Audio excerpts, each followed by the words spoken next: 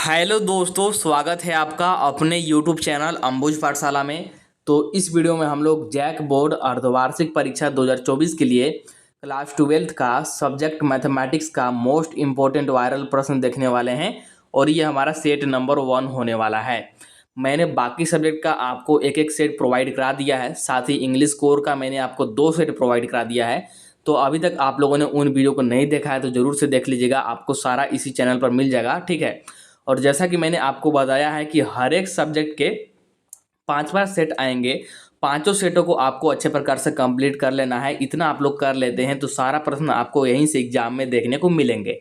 तो चलिए वीडियो को स्टार्ट करते हैं। और वीडियो को स्टार्ट करने से पहले हमारे चैनल पर नए हों तो चैनल को सब्सक्राइब करके जरूर रख लीजिएगा, साथ ही वीडियो को अपने दोस्तों के पास भी शेयर कर दीजिएगा क्योंकि वीडियो बहुत से ज़्यादा इंपॉर्टेंट होने वाला है, ठीक है। साथ ही पीडीएफ के लिए और लेटेस्ट अपडेट के लिए आप लोग टेलीग्राम ग्रुप और व्हाट्सएप चैनल को जरूर ज्वाइन कीजिएगा, दोनों का लिंक डिस्क्रिप्शन में दिया हुआ है। साथ ही आपका कोई भी पर्सनल डाउट या फिर इश्यू हो तो उसके लिए आप लोग मुझे इंस्टाग्राम पर फॉलो करके डीएम कर सकते हैं, उसका भी लिंक डिस्क्रिप्शन में दिया हुआ है। तो चलिए स्टार्ट करते हैं और एक एक करके हम लोग यहाँ पर देख लेते हैं, ठीक है। तो देखिएगा, यहाँ पर क्वेश्चंस दोनों मीडियम में है, obviously Hindi and English medium में, और दोनों मीडियम में आपको यहाँ पर समझाऊंगा भी। और जितने भी क्वेश्चन मैं कराऊंगा यहाँ पर फुल मतलब एक्सप्लेन करूंगा, कोई भी आपका डाउट नहीं रहेगा, ठीक है। चलिए स्टार्ट करते हैं और एक एक करके यहाँ पर हम लोग देखते हैं। तो पहला प्रश्न है हमारे पास, इफ सेट ए हमको गिवन है and R be a relation defined on A, मतलब कि आर एक रिलेशन है जो कि डिफाइंड है किस पे, ए पे, मतलब कि ए टू ए, ठीक है। और आर रिलेशन कैसे डिफाइन है ये हमको यहाँ पर गिवन है, यहाँ पर आप लोग देख पा रहे होंगे।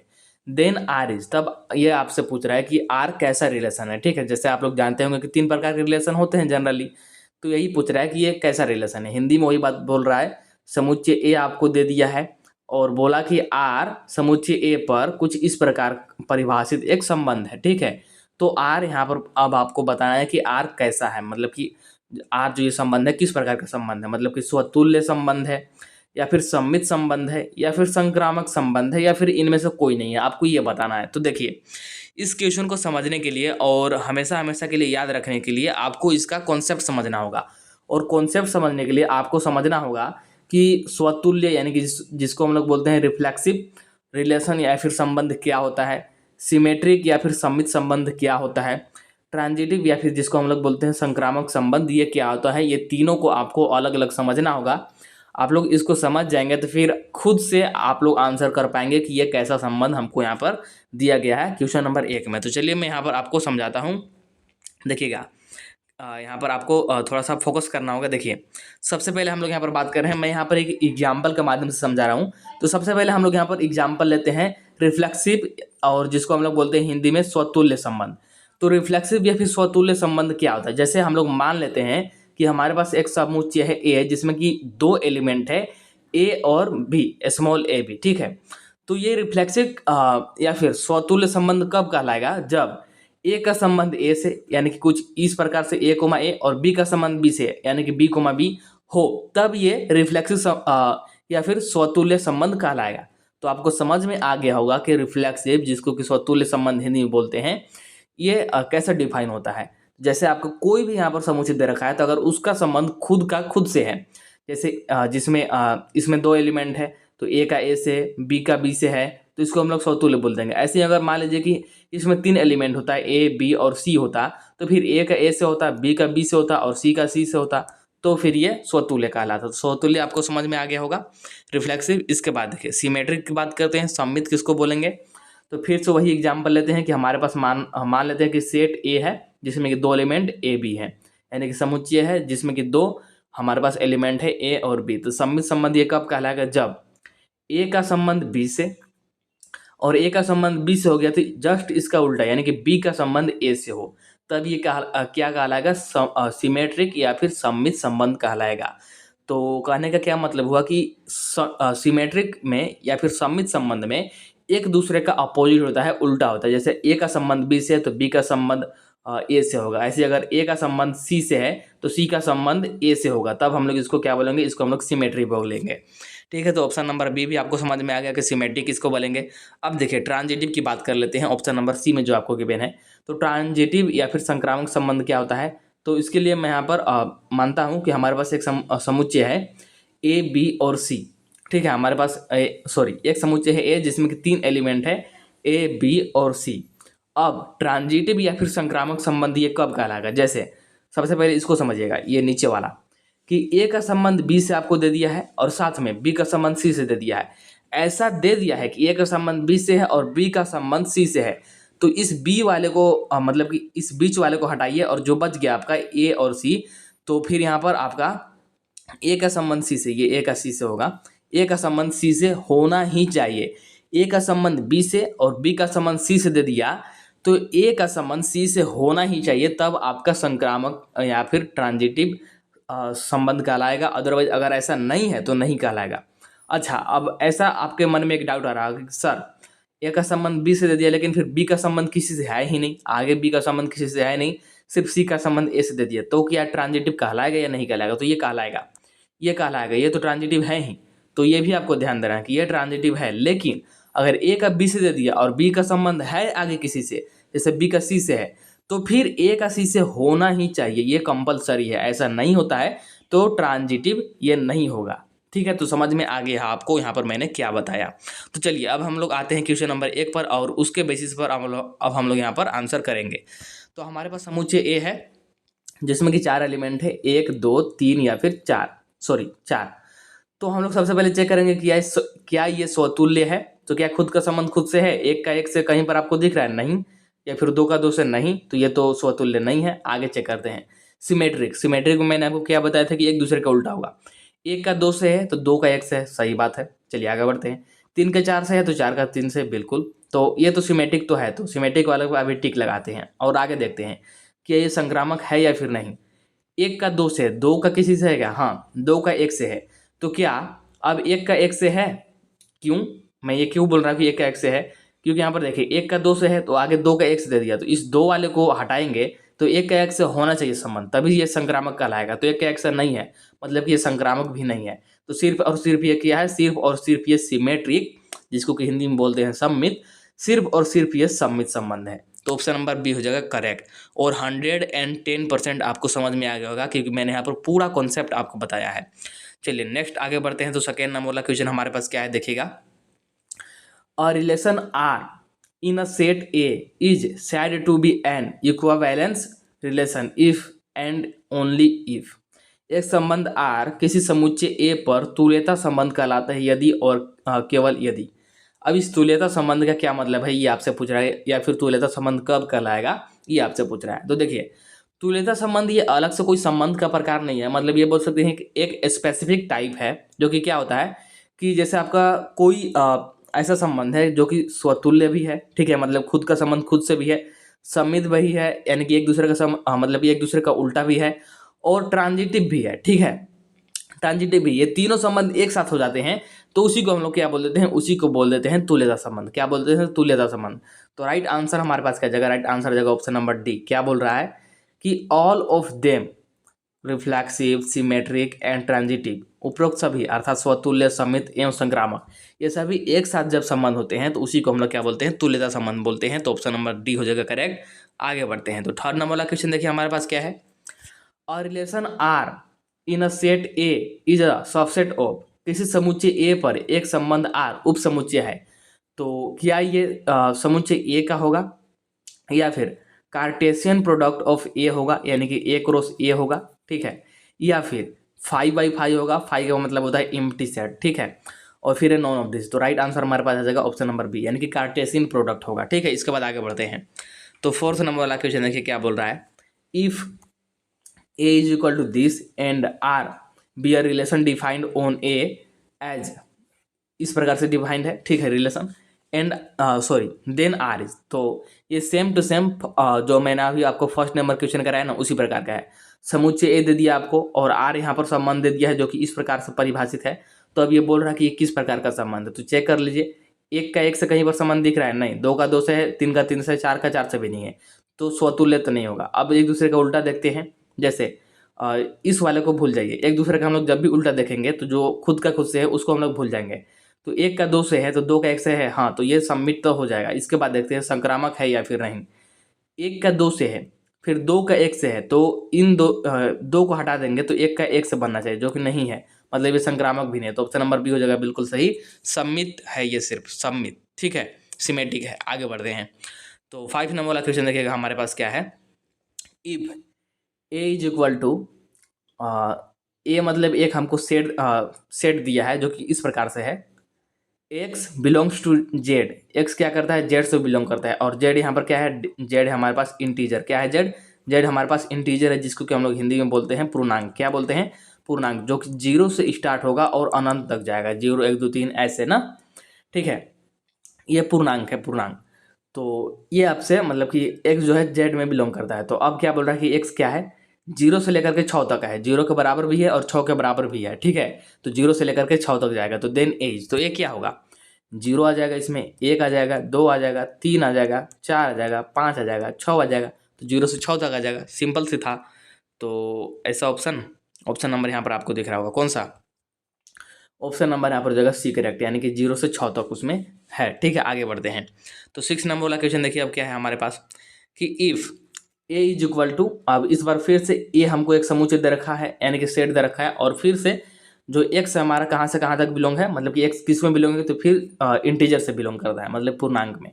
और इस बार जो एक्स है ये 2 से लेकर के, मतलब कि 2 के बराबर भी है और 2 से बड़ा है, ठीक है। और ये 6 के बराबर है और 6 से छोटा है, मतलब कि 2 से चलेगा और 6 तक जाएगा। तो 2 3 4 5 6, जो कि ऑप्शन नंबर बी में आपको दिख रहा होगा। तो ऑप्शन नंबर बी हो जाएगा बिल्कुल करेक्ट, ठीक है। तो आगे देखिए 7 नंबर वाला क्वेश्चन हमारे पास क्या है। If f such that R to R given by f x is equal to this, then f inverse, जिसको कि हाँ एफ इनवर्स इज, तो क्या बोल रहा है कि यदि f such that R to R, यानी कि एफ एक फलन है जो कि आर टू आर में परिभाषित है, ठीक है। आर से आर में, आर यहाँ पर क्या है, तो आपको यहाँ पर पता होगा कि आर क्या है और परिभाषित है। तो यहाँ पर बोल रहा है कि एफ एक्स हमको दे रखा है, तो एफ इनवर्स एक आपको निकालना है। आर यहाँ पर रियल नंबर है, क्या है, रियल नंबर है, ठीक है। तो एफ इनवर्स एक्स आपको निकालना है, कैसे निकालेंगे, चलिए मैं इसको बताता हूँ कैसे आपको निकालना है। एफ इनवर्स एक्स निकालने का बहुत ही सिंपल सा फंडा है। क्या करेंगे, देखिए एफ एक्स हमको गिवन है, एफ एक्स हमको क्वेश्चन में गिवन था, ये f x is equal to 4x plus 3, 4x plus 3। हम लोग जानते हैं कि y ही एफ एक्स के बराबर होता है। वी नो डैट कि y इज एफ एक्स, यानी कि y ही एफ एक्स के बराबर होता है। तो इस एफ एक्स की जगह पर हम लोग y रख सकते हैं, बिल्कुल। तो y बराबर 4x प्लस 3 आ जाएगा। अब इस x का मान हम लोग निकालेंगे, तो ये 3 इधर आकर के घट जाएगा और ये 4 यहाँ पर डिवाइड में आ जाएगा। तो y minus 3/4 is equal to x. तो x हम लोग निकाल लिए। अब क्या कीजिए कि ये एक्स आ गया, तो डायरेक्टली आप लोग इसको ऐसे मान सकते हैं कि f inverse x is equal to, सभी को एक्स में कन्वर्ट कर दीजिए, एक्स माइनस 3/4, डायरेक्टली ऐसे मान सकते हैं और यही आपका आंसर है। लेकिन फिर भी आपको समझना है कि ये कैसे हुआ, तो इसके लिए भी मैंने यहाँ पर जुगाड़ कर रखा है। देखिए कैसे करेंगे। हम लोग एक्स को क्या कर सकते हैं, एक्स को क्या लिख सकते हैं, अभी तुरंत मैंने यहाँ पर बताया कि y is equal to f of x. तो एक्स इज इक्वल टू क्या आ जाएगा, ये इधर आ जाएगा एफ, तो एफ इधर इनवर्स में आ जाएगा और वाई, यानी कि x is equal to f inverse y आ जाएगा। तो यहाँ पर मैंने एफ इनवर्स वाई रख दिया। अब सिर्फ क्या कीजिए कि इस वाई की जगह पर एक्स रख दीजिए। सिर्फ हम लोग यहाँ पर चेंज कर रहे हैं, ठीक है, कुछ नहीं कर रहे हैं, सिर्फ चेंज कर रहे हैं कि वाई की जगह पर एक्स रख रहे हैं। तो यहाँ भी एक्स, यहाँ भी एक्स, तो निकल तो गया f inverse x is equal to this. तो यही हमारा आंसर आ गया। समझ में आ गया होगा। आंसर तो हमारे यहीं पर आ गया था, मैंने आपको अभी तुरंत बताया कि आंसर हमारे यहीं पर आ गया है। डायरेक्टली आप लोग इसको मान सकते हैं एफ इनवर्स एक्स है। लेकिन फिर भी मैं यहाँ पर आपको बताना चाहता था कि एक्चुअली ये एफ इनवर्स एक्स कैसे है, तो इसके लिए मैं ये थोड़ा सा यहाँ पर एक्सप्लेन किया हूँ, ठीक है। तो यहाँ पर राइट आंसर हमारे पास क्या आ जाएगा, कौन सा है राइट आंसर, तो ऑप्शन नंबर कौन सा, ऑप्शन नंबर ए हो जाएगा करेक्ट ना, एक्स माइनस 3/4, या फिर कौन सा, अरे यार याद नहीं है, हाँ एक्स माइनस 3/4 ही था, ठीक है। तो ऑप्शन नंबर ए हो जाएगा करेक्ट। आगे बढ़ते हैं 8 नंबर वाला, आप देखते हैं क्या है हमारे पास। If f is equal to sorry f such that R to R, यानी कि एफ एक फलन जो कि आर टू आर में परिभाषित है, be a function of such that this, then inverse of. तो फिर से वही क्वेश्चन है, सेम टू सेम, जो जैसा मैंने आपको 7 नंबर वाला कराया कि हमारे पास एफ एक फलन है जो कि आर से आर में परिभाषित है और एफ एक्स हमको गिवन है। तो एफ इनवर्स एक्स आपको निकालना है। तो कैसे निकालेंगे, सेम टू सेम वैसे निकालेंगे। तो इसको आप लोग खुद से कर लीजिएगा, अदरवाइज वीडियो बहुत ज़्यादा लंबा हो जाएगा, मैं इसको भी कराऊंगा तो, ठीक है। तो एक तो कर ही सकते हैं क्योंकि सेम टू सेम ऊपर मैंने आपको कराया है। आगे देखें 9 नंबर वाला हमारे पास क्या है। If f x is equal to sine square x and g x is equal to x, then fog x is, तो सेम टू सेम हिंदी में भी वही क्वेश्चन है। तो इसको हम लोग कैसे करेंगे, ये भी बहुत सिंपल है, बस आपको एक बार समझना होगा कैसे करेंगे। देखिएगा 8 नंबर नहीं 9 नंबर ना, 8 नंबर का एक्चुअली इसमें सोल्यूशन भी है, तो आप लोग सोल्यूशन देख सकते हैं। अगर आपसे नहीं बन पाएगा तो PDF में सेंड कर दूंगा टेलीग्राम ग्रुप में। F x is equal to हमको 9 नंबर में दिया है साइन स्क्वायर एक्स, और g x is equal to x दिया है, और हमसे पूछा है फॉग एक्स। क्या पूछा है? Fog x. अब देखिए फॉग एक्स का मतलब क्या है, एफ और इस ओ का मतलब है ऑफ, और ये है जी एक्स, तो f of g x. Fog x का मतलब क्या है, एफ ऑफ जी एक्स। अब हमको जी एक्स का मान पता है एक्स है, तो यहाँ पर जी एक्स की जगह पर एक्स रख देंगे। अब ये हमारा पूरा ओवरऑल बन गया एफ एक्स, ये पूरा क्या है बन गया एफ एक्स। तो एफ एक्स का मान कितना है, साइन स्क्वायर एक्स। बहुत सिंपल होता है, सिर्फ मान रखते जाइए, आपको यहाँ पर आंसर मिल जाएगा। ठीक है, तो साइन स्क्वायर एक्स आ गया, तो राइट आंसर हमारे पास क्या आ जाएगा, जस्ट अ सेकेंड, हाँ राइट आंसर हमारे पास क्या जाएगा, राइट आंसर जाएगा ऑप्शन नंबर बी। ठीक है, आगे बढ़ते हैं। तो आगे 10 नंबर वाला क्वेश्चन देखिए हमारे पास क्या है कि if f x is equal to sine x and g x is equal to x square then fog x. फिर से आपसे यहाँ पर फॉग एक्स ही पूछ रहा है, तो वैसे ही करेंगे। तो मैं यहाँ पर अगर करके दिखाऊं तो fog x is equal to क्या जाएगा हमारे पास, ठीक है, तो एफ ऑफ क्या जाएगा, एफ ऑफ जी एक्स। ठीक है, यही आएगा। तो जी एक्स का मान कितना है, जी एक्स का मान है इस बार एक्स स्क्वायर। ठीक है, और ये हमारा बन गया एफ एक्स, तो एक्स के जगह पर एक्स स्क्वायर रख देंगे, यानी कि साइन एक्स स्क्वायर, जो कि ऑप्शन नंबर सी में है। तो ऑप्शन नंबर सी हो जाएगा करेक्ट। आगे बढ़ते हैं। तो आगे अब है हमारे पास हाँ, अब देखिए ऊपर जो मैंने कराया वो आपको चैप्टर नंबर 1 का क्वेश्चन था। अब हमारे पास ये चैप्टर नंबर 2 का है, इनवर्स ट्रिग्नोमेट्री फंक्शन का। ठीक है, तो देखिएगा इनको, सारे क्वेश्चंस इंपॉर्टेंट है और इजी भी है। क्या बोल रहा है पहला, sine inverse x plus cos inverse x is equal to, और एक्स जो है -1 से 1 के बीच बिलोंग करता है। ठीक है, -1 से 1 के बीच में है, तो ये डायरेक्टली फॉर्मूला होता है, इसको याद रखेगा। ये कोई क्वेश्चन नहीं है, मैं आपको बता दूं, और ना ही मैं इसको सोल्व करूंगा, ना ही कोई इसको सोल्व करा पाएगा, क्योंकि ये डायरेक्टली फॉर्मूला है। Sine inverse x plus cos inverse x is equal to क्या होता है, ये होता है π/2। क्या होता है, π/2। Option number B correct. Next देखिए, tan inverse x plus cot inverse x, और ये एक्स जो है रियल नंबर में बिलोंग करता है, तो ये भी फॉर्मूला है, ये भी फॉर्मूला है, और इसका भी वैल्यू π/2 ही होगा। ठीक है, इन फॉर्मूला को याद रखिएगा, क्योंकि सब्जेक्टिव क्वेश्चन में जो कि फाइनल बोर्ड एग्जाम होगा आपका, या फिर कहीं और, ये काम आ जाते हैं डायरेक्टली फॉर्मूला। ठीक है, ऑब्जेक्टिव में तो ये डायरेक्टली 1 नंबर के क्वेश्चन ही बन जाते हैं। ठीक है, नेक्स्ट देखिएगा, cos inverse x plus sec inverse x. ठीक है, और ये जो है ये कहाँ से कहाँ तक बिलोंग करता है, तो ये मॉडक जो है 1 के बराबर और 1 से क्या होगा, बड़ा होगा।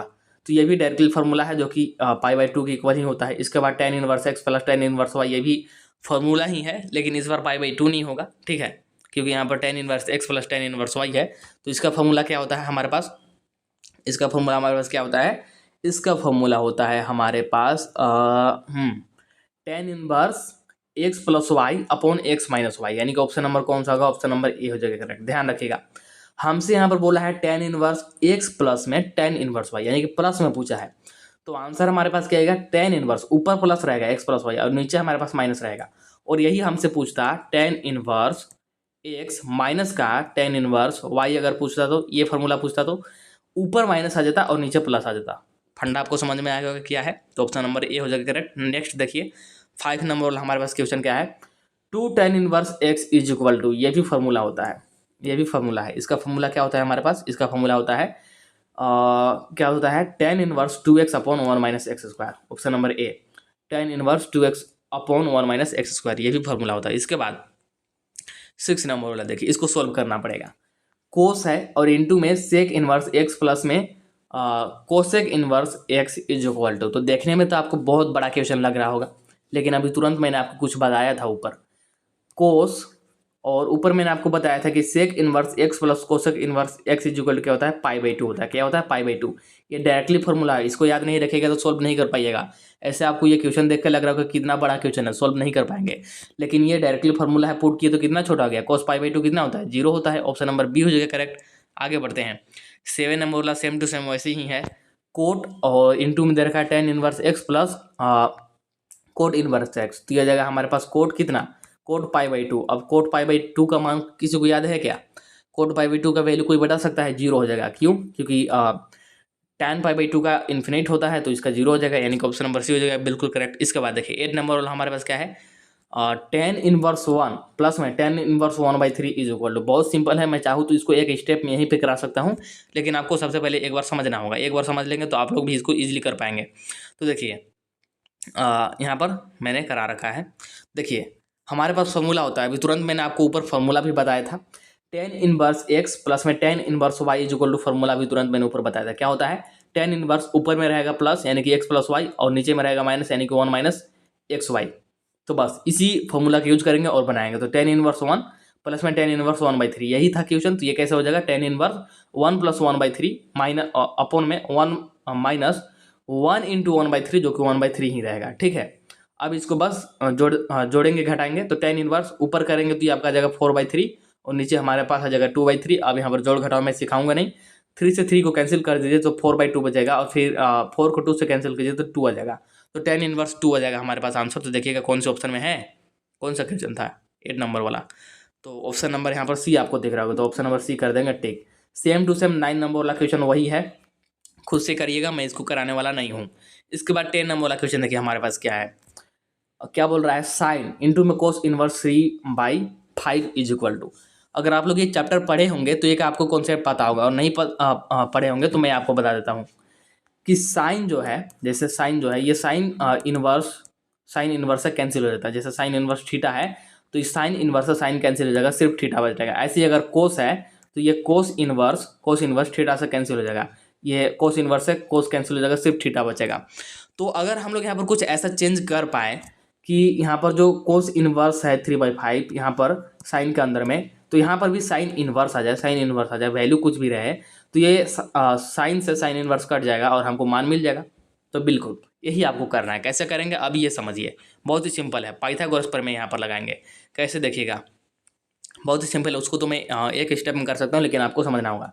हम लोग मान लेते हैं जो हमको क्वेश्चन में गिवन है, यही हमको गिवन है ना साइन के अंदर, तो मान लेते हैं कि कोस इनवर्स 3/5 एक्स के बराबर है। ठीक है, एक्स के बराबर है, तो इस कोस को हम लोग इधर ले जाते हैं, तो cos x is equal to 3/5 आ जाएगा। तो यहाँ पर हम लोग बनाएंगे त्रिभुज बनाएंगे, पाइथागोरस वाला त्रिभुज। ठीक है, और कोस एक्स किसके बराबर होता है, ठीक है, तो ये क्या होता है, ये होता है हमारा आधार बटे कर्ण के बराबर। तो आधार ये है, कर्ण ये है, और हम लोग ट्रिपलेट जानते हैं कि आधार 3 है और कर्ण 5 है, तो लंब 4 हो जाएगा। अदरवाइज आप लोग इसको पाइथागोरस प्रमेय से भी निकाल सकते हैं। ठीक है, कर्ण का स्क्वायर बराबर लंब का स्क्वायर प्लस आधार का स्क्वायर से। ठीक है, लेकिन मुझे डायरेक्टली याद है और आपको भी डायरेक्टली याद होना चाहिए कि 3 4 5 का हमारे पास कॉम्बिनेशन होता है। तो बस मिल गया, तो अब इसको साइन में कन्वर्ट कर लेंगे। इस त्रिभुज से हम लोग क्या बनाएंगे, साइन बनाएंगे। तो साइन एक्स किसके बराबर होगा, लंब बटे कर्ण के बराबर। तो लंब है 4 और कर्ण है 5 यानी कि 4/5। तो यहाँ से हमारा आ गया sine x is equal to 4/5।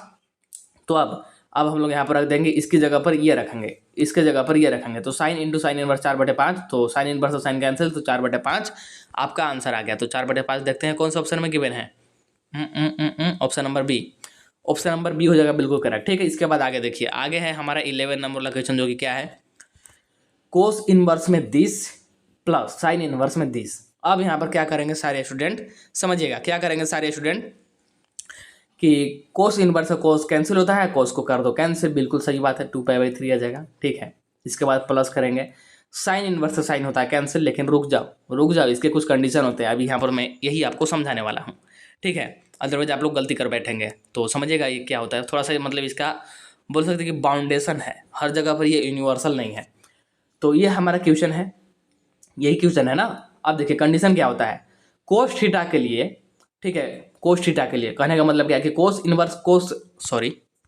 समझिएगा इसको, हाँ यहाँ पर समझिएगा, कोस इनवर्स कोस से कैंसिल हो जाए, इसके लिए क्या कंडीशन है कि जो यहाँ पर मान है, ये जो थीटा होना चाहिए, थीटा 0 से पाई के बीच होना चाहिए, किसके बीच, 0 से पाई के बीच ही होना चाहिए। ठीक है, 0 से पाई के बीच, ये जो थीटा है 0 से पाई के बीच रहेगा, तभी इससे डायरेक्टली आप लोग कैंसिल कर सकते हैं। और यहाँ पर ये 0 से पाई के बीच है भी, इसलिए ये तो कैंसिल हो जाएगा। लेकिन साइन के लिए क्या होता है कि -π/2 से π/2 का बीच में होना चाहिए, तभी कैंसिल कर सकते हैं।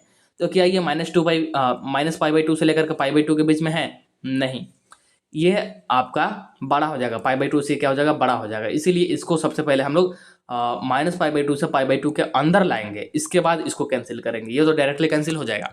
तो बस यही है यहाँ पर थोड़ा सा लॉजिक जो कि आपको समझना था। तो ये कोस वाला तो डायरेक्टली कैंसिल हो गया और हमारे पास बच गया 2π/3। और साइन वाले को क्या करेंगे, इसको बदलेंगे हम लोग। कैसे बदलेंगे, साइन इनवर्स जो हमारा बाहर था इसको एज इट इज छोड़ देंगे, ये जो हमारे यहाँ पर बाहर था ना ये वाला, इसको एज इट इज छोड़ दीजिए, इसको हम लोग बदलेंगे। कैसे बदलेंगे, साइन और इसको लिख देंगे पाई माइनस पाई बाई 3। ऐसा क्यों लिखे, तो इसको गुना कीजिए तो यह जगह 3 पाई और माइनस का पाई यानी कि 2 पाई बाई 3 के बराबर ही आएगा। ये जो ऐसा लिखा हुआ है ये 2 पाई बाई 3 के ही बराबर है। ऐसे लिखने से मेरे को क्या बेनिफिट है आप समझिएगा। आगे नेक्स्ट स्टेप करेंगे तो सब एज इट इज यहाँ तक लिख देंगे। इसके बाद साइन 90 माइनस थीटा क्या होता है, साइन थीटा होता है, तो साइन पाई बाई 3 और साइन पाई बाई 3 माइनस का पाई बाई 2 से पाई बाई 2 के बीच में है ना।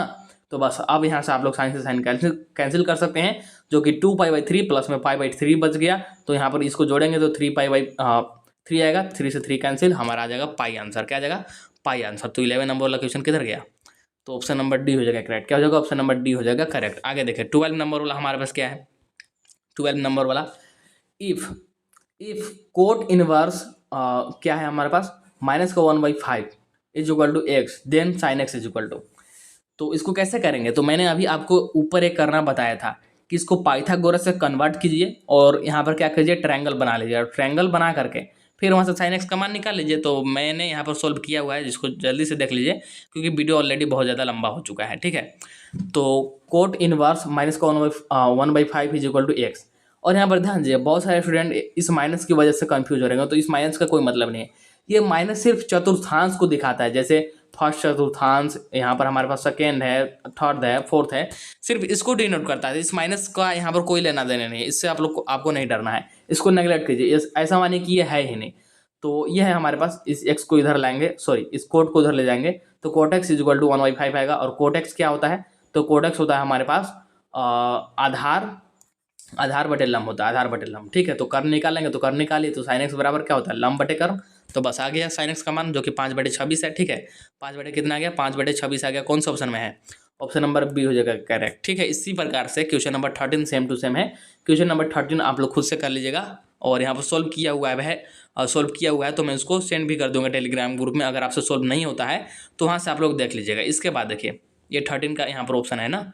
इसके बाद 14 नंबर वाला देखिए क्या बोल रहा है, 14 नंबर वाला कि cot inverse -1 is equal to x where x belong to 0 to pi then value of x is equal to. तो एक्स का मान पूछ रहा है, एक्स का मान क्या जाएगा, एक्स का मान क्या जाएगा। राइट आंसर की बात करें तो मैंने यहाँ पर इसका सोल्यूशन लिया है क्या, तो ये भी सेम टू सेम वैसे ही इसको भी सोल्व करना पड़ेगा।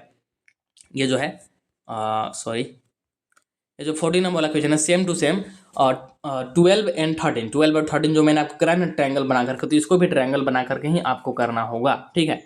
तो एक मिनट, अच्छा ये जो आपका 40 नंबर वाला है ये थोड़ा सा अलग कॉन्सेप्ट से होगा, तो मैं इसको बता दूंगा या फिर टेलीग्राम ग्रुप में इसको सोल्व करके सेंड कर दूंगा। थोड़ा सा इसमें कॉन्सेप्ट लगेगा ज़्यादा, तो वीडियो ऑलरेडी आधा घंटा का हो गया है तो कोई मतलब नहीं है। इसके बाद 15 नंबर वाला देख लीजिए क्या है, साइन इंटू में tan inverse x plus cot inverse x. तो ये हो जाएगा साइन पाई बाई 2 और साइन पाई बाई 2 का मान कितना होता है, 1 होता है। ऑप्शन नंबर ए हो जाएगा बिल्कुल करेक्ट, ठीक है।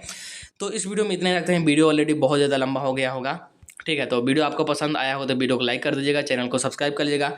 चलिए मिलते हैं नेक्स्ट वीडियो में, तब तक के लिए tata bye bye, see you in the next video.